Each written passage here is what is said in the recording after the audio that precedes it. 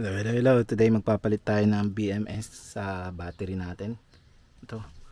Right now, naka-Dali BMS tayo. Pero may problema kasi yung Dali BMS na ginamit ko. Kapag nagcha-charge, kahit puno na yung battery natin, ay hindi nagre-reflect kung ilan yung capacity na ikarga natin. Sinasabi niya 70% kahit puno na. In-update ko na yung capacity niya, finally charge ko, then discharge. Pag chinarge mo ulit, hindi tumatama yung capacity na lumilitaw. I think may problema yung pang measure niya ng kung ilang pumapasok. Nakalibrate ko na nga, ganun pa rin.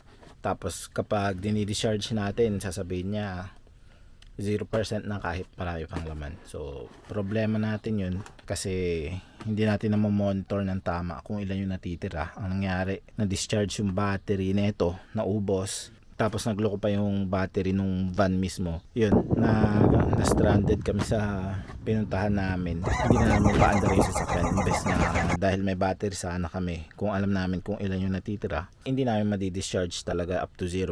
Pwede pa namin paandarin yung sasakyan. Kaso, hindi nga namin mamonitor. Tapos eto, meron din siyang kasamang display. Kaso, maliit yung wire. Pwede naman sigurong habaan yun. Pero ang problema ko kasi, ikakabit siya sa same na port nung Bluetooth. So, gusto kong na monitor din sa phone yung status ng battery natin. So, hindi ko kinabit. Kaya yun, hindi ko nga ma-monitor talaga. Kung minsan, naiiwan ko yung phone, hindi ko ma-monitor. Kaya, ngayon magpapalit tayo ng BMS. Papalitan na natin ng mas maayos sa Dali. So magje-JK BMS na tayo. Ito. Ang gagamitin natin ito. Ang model niya ay JK-B2 A8S30PC. So yung B2, ibig sabihin yung active balancer niya 2 amps. Tapos 8S na BMS siya na pwedeng gamitin na 4S din kasi 4S na yung battery natin. So ito 4 to 8. Tapos etong 30 PC, yung 30 dyan ibig sabihin 300 amps. Tapos meron tayong peak current na 450 amps, so pwede siyang mag-surge up to 450 amps. Etong existing na BMS natin 500 amps yan, pero based sa paggamit natin ng battery na yan, usually hindi pa talaga tayo sumosobra sa 100 amps. Kahit 100 amps ilagay natin, mag-work, pero magandang lagyan natin ng allowance para sa future. Gusto rin kasi nating i-charge ng mas mabilis. So, mas maganda kung mas mataas yung BMS natin. So, etong 300 amps naman, enough na para sa needs natin. So, yun, marami nagtatanong kung anong BMS ba ang kailangan gamitin sa battery. Like, eto, 840 amp hour yan. So, hindi dahil 840 amp hour siya, kailangan 800 amps na yung BMS mo. Hindi. So, nasa way ng paggamit yan. For example, eto nga, kahit 100 amps gagana dito, pero pang future proof nga, gusto rin natin na gamitin siya pang start ng sasakyan natin. So ginagamit ko talaga to pang start ng sasakyan kapag nalobat yung battery nung mismong van. Merong kinabit ko yan, naka-connect siya sa battery natin.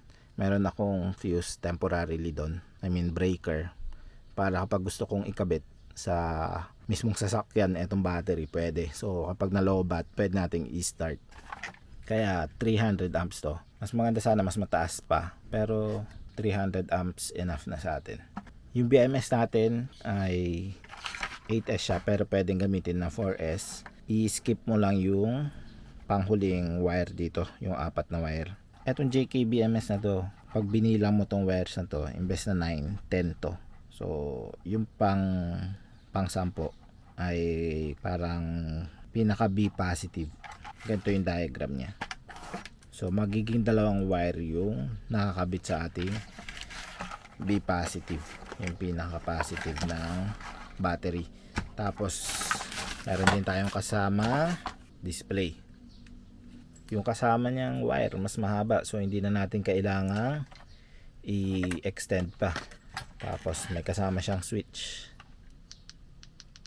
Ayos to, maganda. And so ngayon i-disassemble lang natin yung battery natin. Mabigat siya, so kailangan tanggalin isa-isa muna yung cells, tapos ilalabas natin yung casing.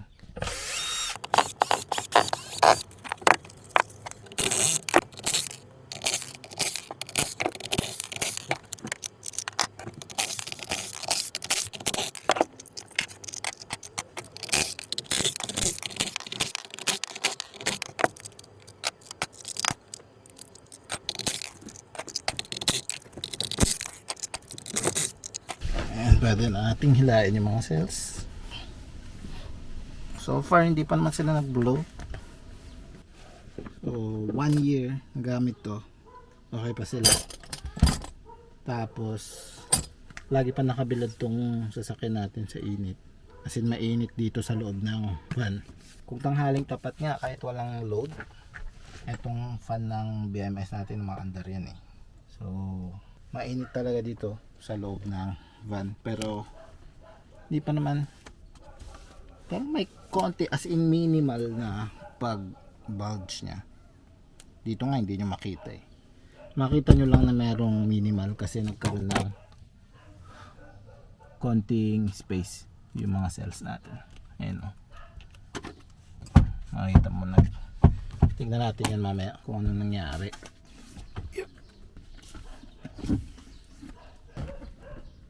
Ayan o, may konting float na, nakita nyo yan, may space na dito. So ibig sabihin lumaki na yung gitna na ito. Mukhang ito yung ito nga.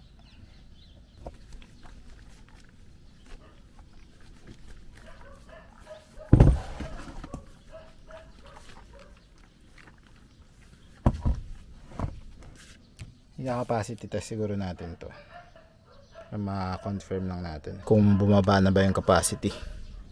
Ayan. So maluwang talaga to. Ito mas meron din to, mas maliit lang.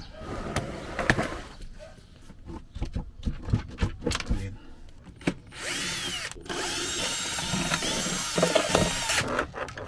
And pagkalaki-laki natin BMS, lagay natin dito. Dito natin lalagay mga breakers natin. Before natin ituloy yung build ay i-check muna natin yung mga connections na gagawin natin sa BMS. Una, yung balance leads nya. Ito yung maraming wire. Ito. Dito yan ikakabit. Tapos ito papunta to sa mga cells natin.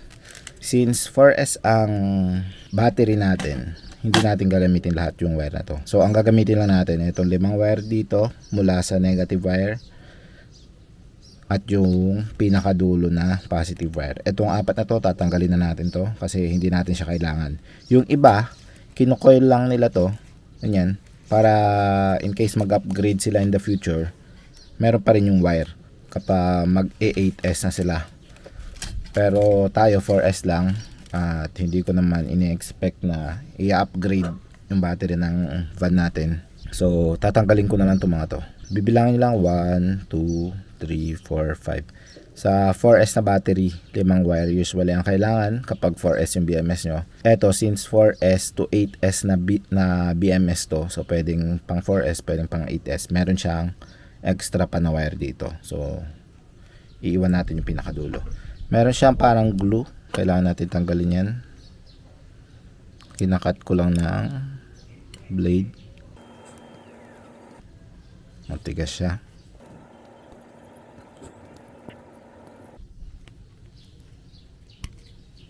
Once natanggalan na yung glue dito sa ilalim, ewan ko kung makikita nyo, merong kalang ipupush dito na pin. Parang siya yung naglalak sa pin. Mas madali ito makita kapag natanggal na eh. Ayan, push mo pababa, tapos hihilain mo lang. Ito yung part na kailangan mo i-push down kasi ito yung naglalak sa kanya para hindi mo siya mahila. Ipupush mo lang yan, tapos hilain mo para malinis yung build natin. Walang mga extra wire na hindi naman natin kailangan. Ayan. So tinanggal natin yung 4 na wire. Ito pwede natin itago to kasi pwede naman natin ibalik. So mas malinis lang. Tapos sa dulo kikrimpan natin ng ganito para madali lang ikabit sa cells natin. Kasama pa ng BMS natin yung temperature sensor nya, 2 na nakakabit sa isang connector. Dito yan ikakabit. Ayan. Tapos meron siya kasamang switch. Dito mo siya ikakabit. So So pinapakita ko na sa inyo ngayon kasi pag binild na natin siya, hindi ko na mapapakita sa inyo itong mga to kasi masikip na doon. Masikip na doon. Meron din siya kasamang wire or connector para sa RS485 or CAN. Ayan. So kung meron kang device na gusto mong mag-communicate sa BMS, pwede dito mo siya ikakabit. Dalawang wire lang yan, RS485. At yung mismo connector natin sa BMS, ito, meron tayong tatlong pads sa B negative at sa P negative. So B negative, ito yung papunta sa main negative ng battery natin. Ito yung papunta na sa load natin or sa solar charge controller natin sa P negative. Tapos tatlong pads yan, nakaparallel lang yan. So pwede namang isa lang ang gamitin mo or dalawa, pero mas maganda gamitin mo yung tatlo para mas nadidistribute yung current sa BMS natin. May mga nakaparallel kasi na MOSFET dito. So kung lahat to may connectors papunta sa battery, madidistribute din yung current evenly sa mga MOSFET. Unlike kapag dito mo lang kinabit, malaki ang chance mas maraming current yung kukunin ng MOSFET na malapit dito. Yung init mas naiipon dito sa side na to. So mas maganda kung nakadistribute.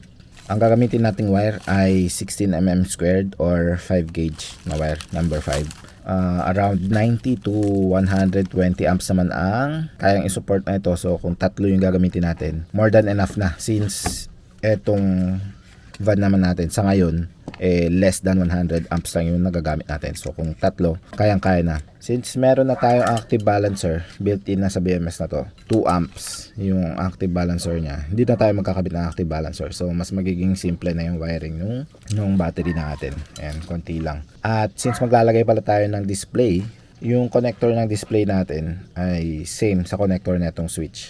So tatanggalin natin to.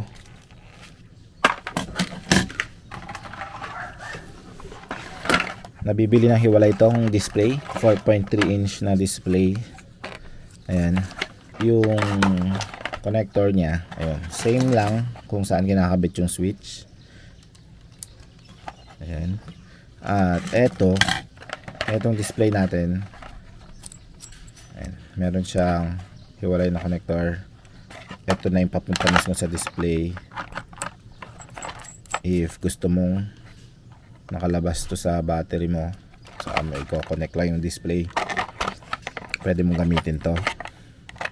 Ito yung papunta sa display, tapos kasama na rin yung switch, nakasabay na siya sa wire ng display natin.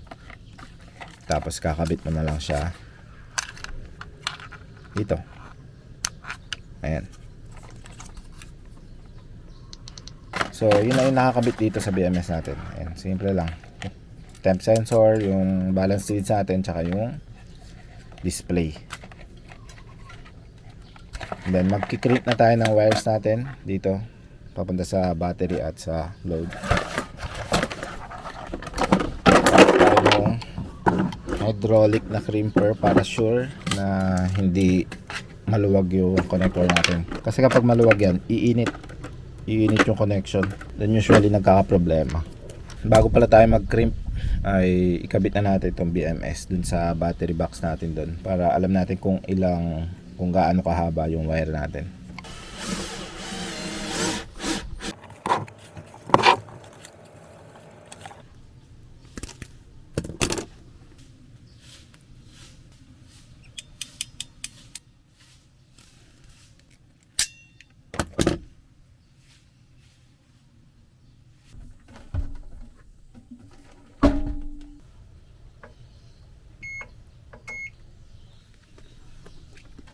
Solder din natin yung connections para sure. Nagvo-vibrate kasi ang sasakyan kaya malaki chance pwedeng lumuwag yung mga connections.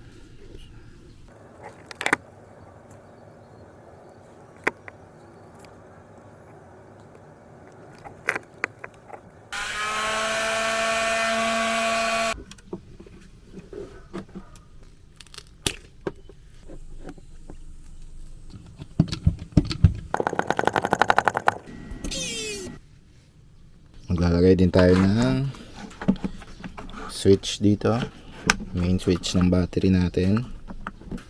Kailangan natin sukatin yung wire. Ayan.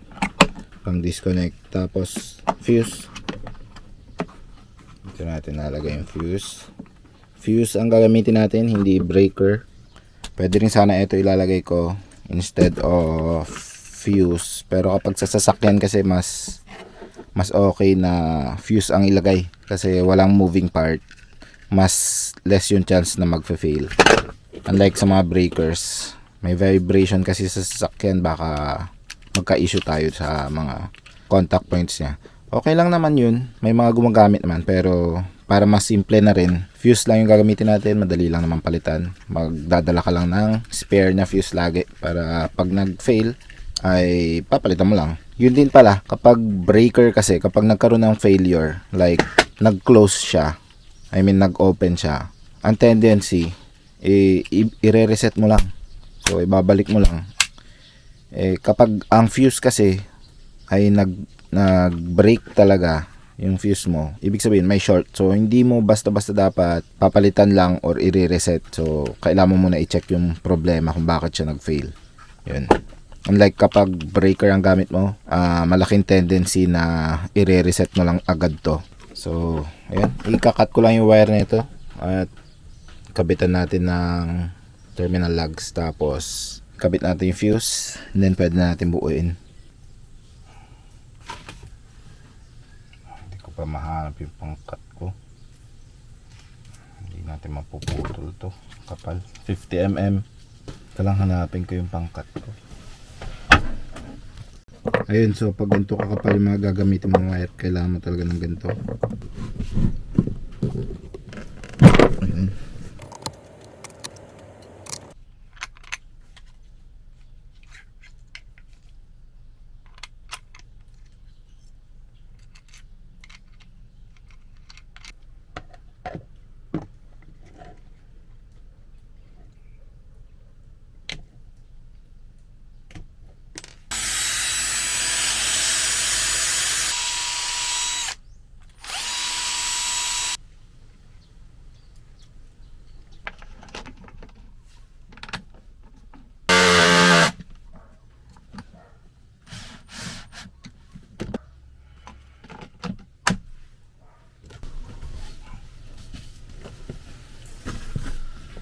Init. Buti na lang may fan tayo. Ito, rechargeable. Right. Alright.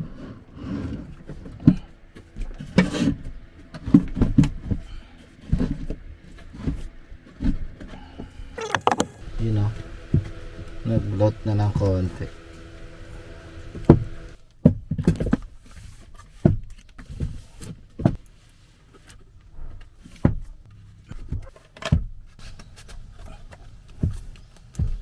Ayan. Init.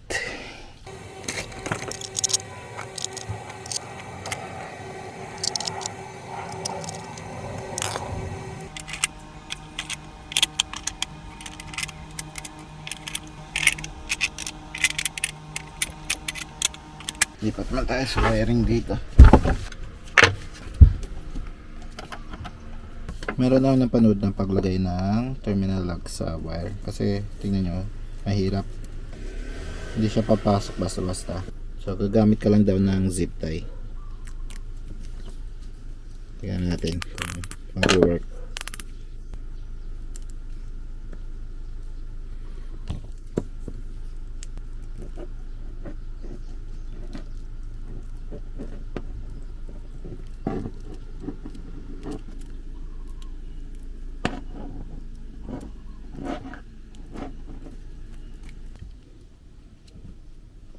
May mga hindi nakuha, pero okay lang, mas madali nga.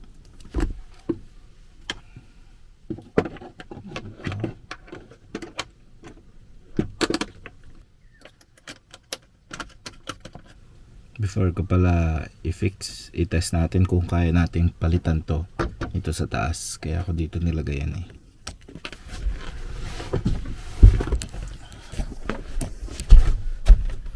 Para pag kailangan, pag nasira at kailangan natin palitan.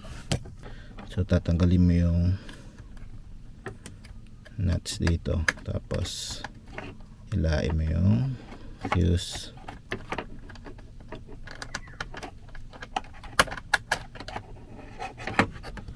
Ayan, so doable naman. Tapos pagpapalitan mo na, ayan, pwede.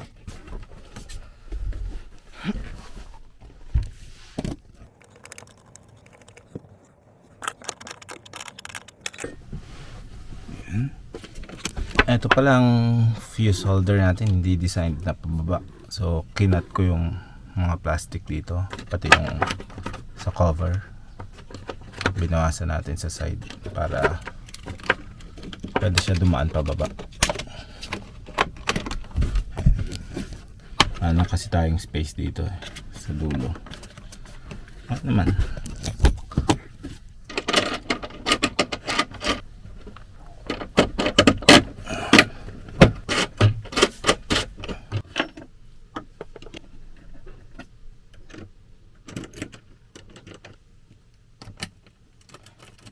isa lang muna ilalagay natin. Tatlo dapat yan eh. Kaso naubusan na tayo ng terminal lugs.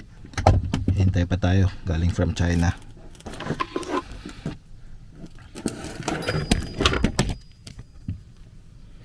Ito naman.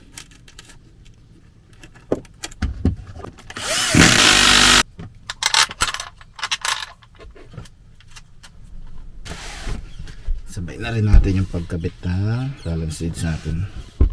Kung tatanungin nyo bakit ang mahaba yung mga wire natin, kasi ang plan ko, papalitan ko pa yung terminal lugs na ito, kasi hindi sila yung high quality, medyo manipis, kaya nilagyan ko na allowance. Ikakat ko ulit ito in the future, papalitan ko na mas maganda, kaya sila mas mahaba ngayon.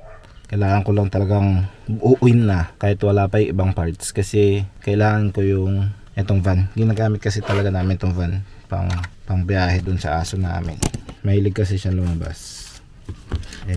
Ito lang yung sasakyan na pwede siya magkasya comfortably, kasi senior dog na yun. Negative. Ito yung negative natin. Susunod ay ito, papunta sa positive. Tapos sunod-sunod na lang yan, puro positive na lang tayo.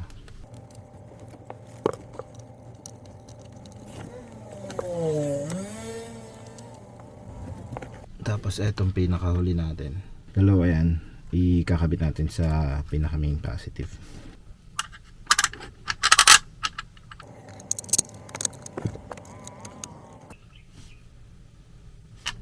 At pala, cleaning ko na ito na magkasabay. Mali. Ayan, kompleto na yung wiring natin. Ayan. May switch tayo, main switch, tapos fuse. Ito ay 250 amps yan. Itong switch natin rated at 270 amps. BMS natin 300 amps. Hindi pa nakakabit yung balance leads, pero inayos na natin para magmukha na siya maganda. Kinabit na rin natin yung display. Ayan. At switch. Pero bago natin gawin yun, nahanap ko na yung torque wrench natin. Hihigpitan natin lahat ng bus bars. So nakaset ngayon yung torque natin ng 4Nm. Itong bus bars natin rated, or yung studs ng cells natin rated ng 4 to 6. So mag start tayo ng 4, taasan natin ng 5. Hindi natin naabutin ng 6, kasi kung sabi nila 4 to 6, sa gitna na lang tayo para safe. Ayaw nating ma-strip yung mga screws. Ayan, pag tumutunog na,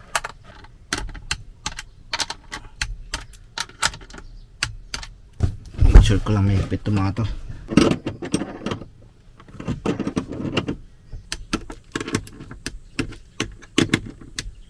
Next, before natin ikabit itong wire ng BMS, i-double check lang natin yung wiring natin kung tama.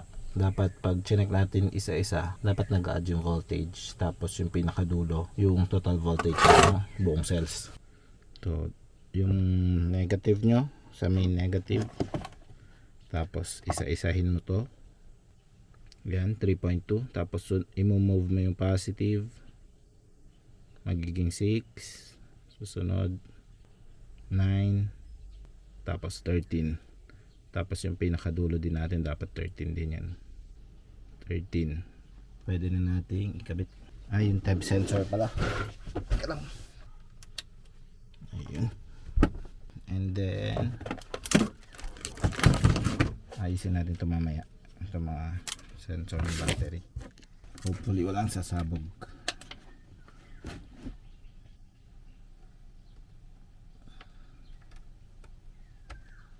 Test na natin, tingnan natin sa display engine switch. Ayun. Press lang natin, nag-turn on na. Yung voltage natin tama, pero 0% yung capacity kasi hindi niya pa alam. Ito ang maganda kasi pwede na natin makita individual voltages ng cells. Yung settings natin, ka 8S siya. So kailangan natin mag-connect sa app para mapalitan natin. Ayan, sa Google Play, install natin JKBMS. Agree.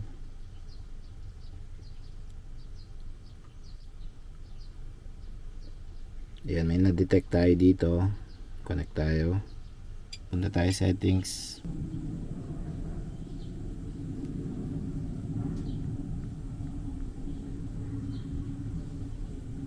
One, 2, 3, 4, 5, 6 yung password. So, iset natin sa 4. Ayan. After nating iset, meron ng capacity dito 68%.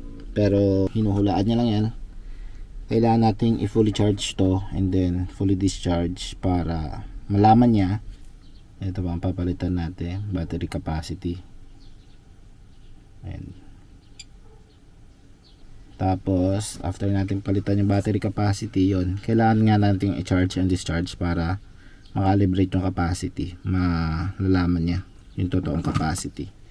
Ayan, okay na. Pwede na tayo mag-aircon. Turn on nga natin. Tingnan natin.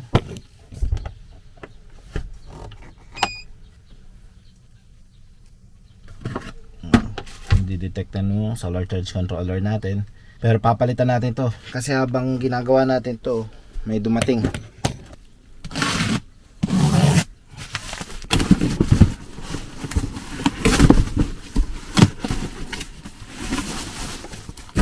Ay, mali. Akala ko ito na yung bago natin solar charge controller. Hindi pala. Pako pala to, itatanim namin. Sige, hihintayin ko pa dumating. Ngayon daw yung i-deliver pero hindi pa dumarating. Pero ayun, gumagana na siya. May aircon na ba tayo? Ang init-init dito. Ayun, may aircon na tayo. Whew.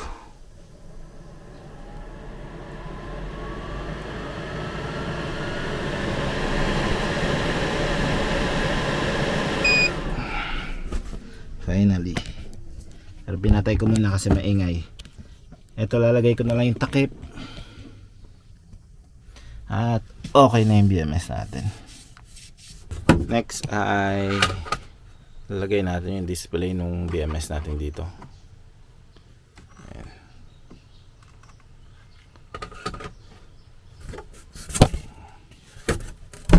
Ito yung wood natin.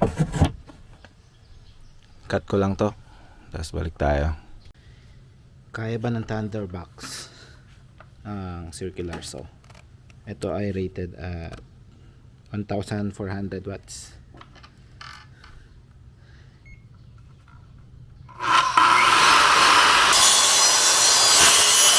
Tignan nyo.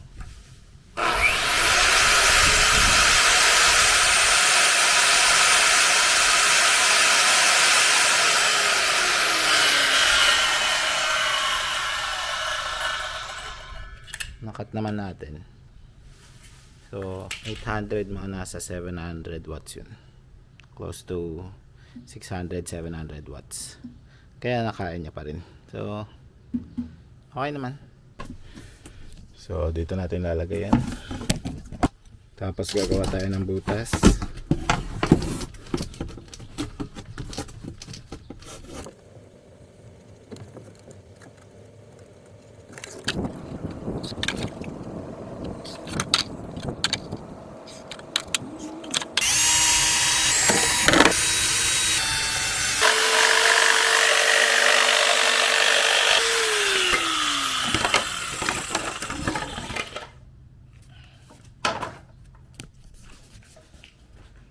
Tingnan kung kasya.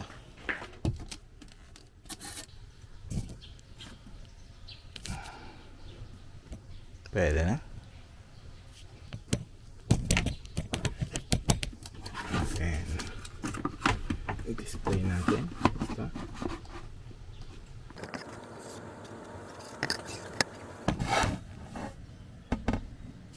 Ayan, nabutasan na natin. Shoot lang natin na yan. And then, ito yung locking clips nya. I-shoot mo lang ganito. So, shoot mo. Tapos, i-screw mo to. Hindi na siya mahihila. Yan. Shoot mo.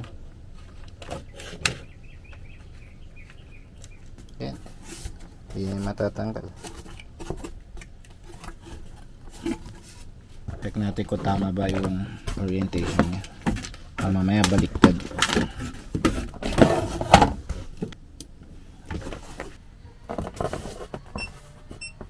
Ayan, gumana naman. Yung switch pala. Yung switch ay ayoko na magbutas dito kasi parang ma-out of place siya. Parang may nag-iisang button dyan. Eto. Lalagay ko na lang siya dito. Tatanggalin ko tong fuse dito. Since meron naman tayong fuse box doon. Andun. Hindi na natin kailangan may fuse dito. Tatanggalin lang. Ayan. Tapos yan. Tingnan ko pala muna kung kasya.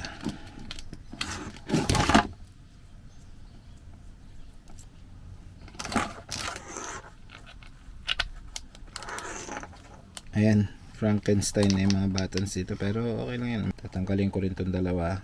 Gagawin natin ganito. Ito, yung gantong type para maganda. Pinadaan ko na yung wire nya dito sa ilalim. Ito.